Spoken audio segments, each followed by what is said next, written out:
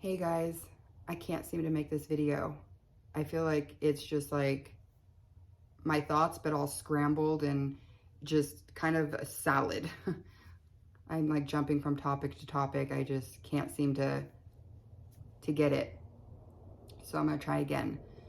So I did go to lunch with my husband yesterday and it was amazing. You know, when I have those good times, I try to eat them up and try to just like relish in them.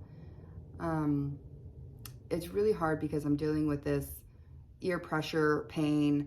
What it is I can't equalize. So if I'm driving, flying, that sort of thing, my ears fill up. And when I go to like equalize, 9 out of 10, they won't. It takes many, many attempts.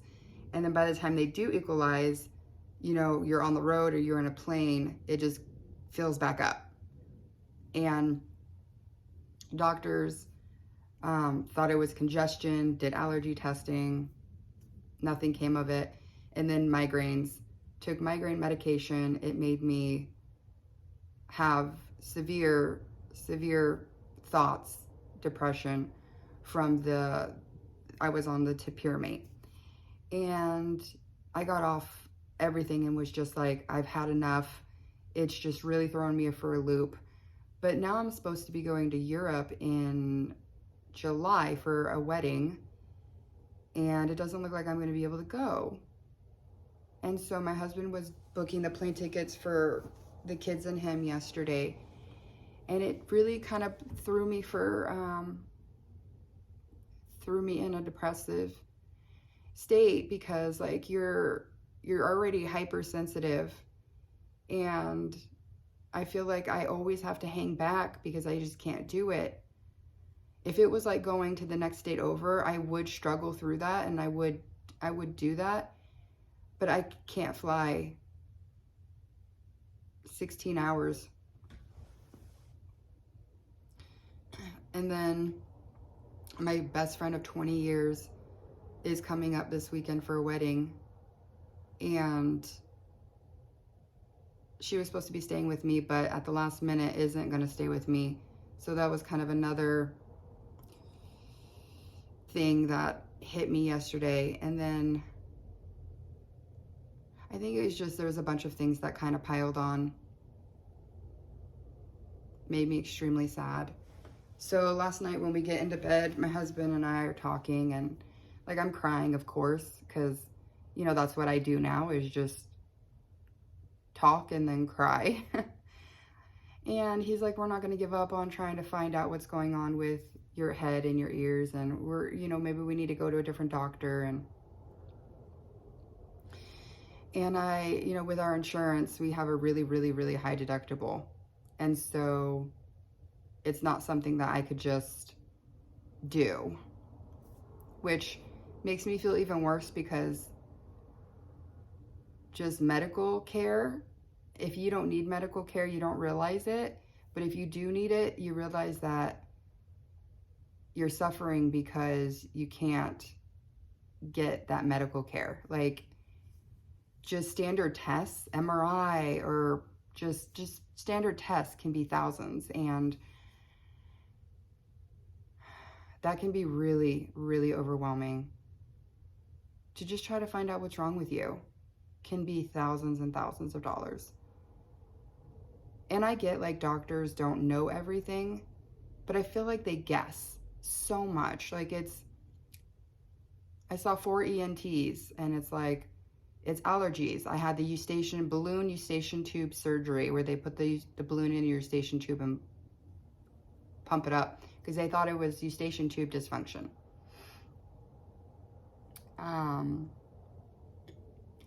And so I feel I'm at such a bad part because going through these withdrawals, I'm super hypersensitive. So I took Mucinex yesterday and my beta blocker for my migraines because I'm treating both. And it gave me anxiety. It gave me, I have low blood pressure, so I don't know why I was given a beta blocker.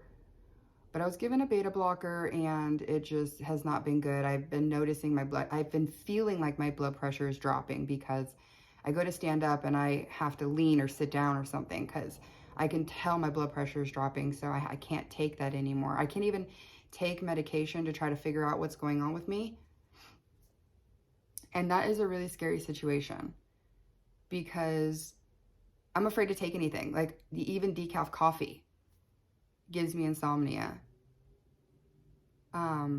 But one of the reasons why I came off of the antidepressant and the benzos was because the things I read was that medication can cause ear pressure and this and that. So I was like, okay, if this is the reason, like I need to get off of it. So I feel a lot of frustration right now. I feel a lot of frustration. When something goes on with your body and you can't control it. Let me turn on this light. Where is it?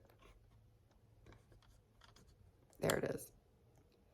When something goes on in your body and you can't control it, I don't know how to deal with that. Like I was diagnosed with hidradenitis suppurativa when I was 14. And I had my absolute depression, laying on the floor, praying to God. Why?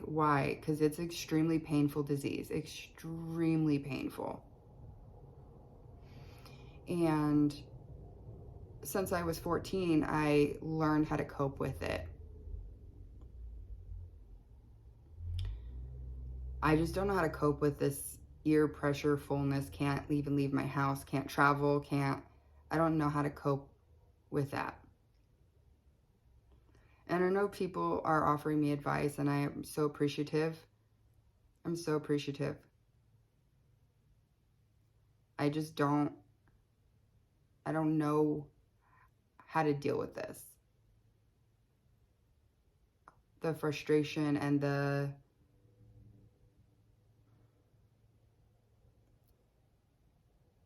just how do you not ever travel? Like, I just feel so lost right now. And when you're in such misery, you kind of want to get away from it. So that's kind of what's going on. And it is what it is. I took a hydroxyzine this morning because I had a good amount of anxiety, and I'll take being tired over anxiety, but like I'm a zombie right now because I took that an hour and a half prior to taking my son to school. And I just have to, it's basically just like the lesser of two evils. Like, okay, if I take this, like this is gonna happen, or if I drink this decaf, I might not sleep very well, but I want it and I'm craving it. And if I take this medicine, it might help with my ears, but then it's gonna give me anxiety. It's just a really big mixture of like, what if and why and how. So that's kind of like where I am at today. I don't feel as depressed as I had at the beginning of the week, but I definitely feel down still. And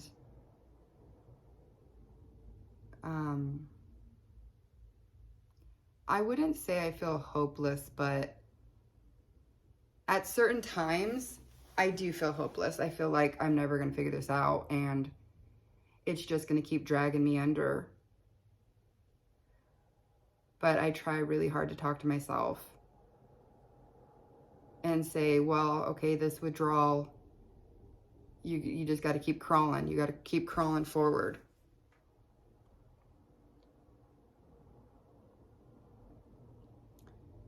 So I hope you guys are doing okay out there. I really hope you guys are doing okay. And it doesn't help being alone. Like, I wanted to call my husband today and be like, come home. Like, I just don't want to be alone. And, like, you just can't do that. I just have to tough it out. And I try so hard not to get in my own head, you know, and feel all of those feelings.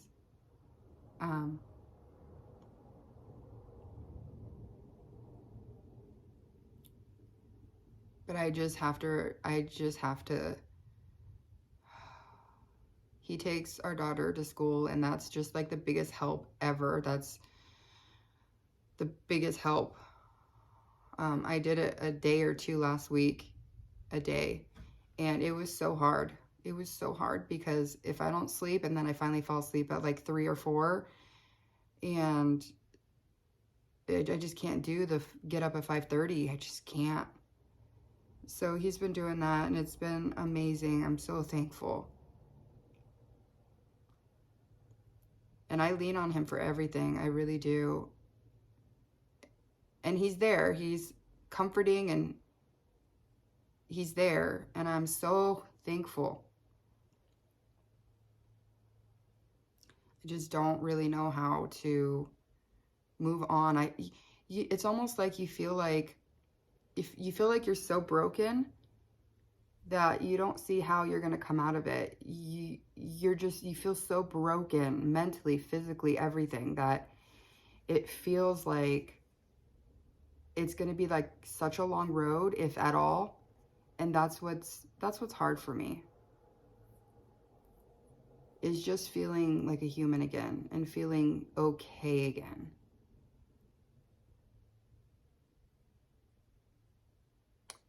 So that's kind of all I got for you guys. I hope you guys are having a better day today than yesterday. That's the goal.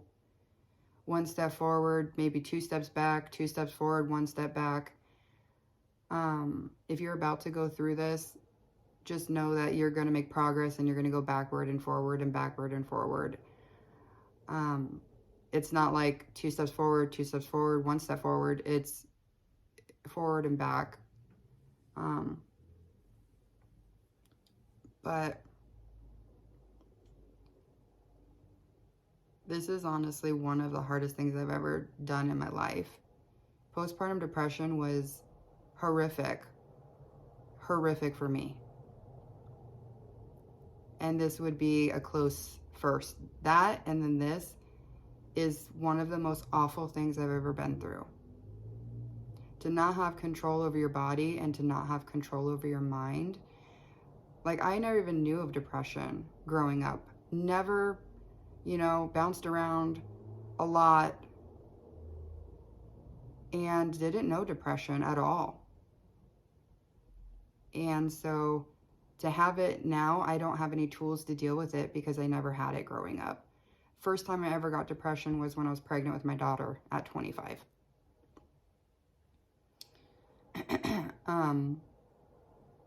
And then after my son, and then the surrogate baby, and then now this. So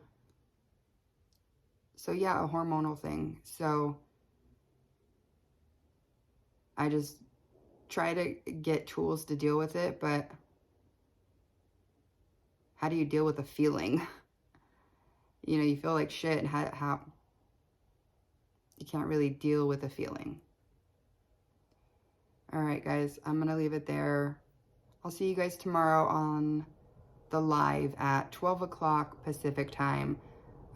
It will be at 12 o'clock tomorrow. Okay, guys, I'll talk to you soon.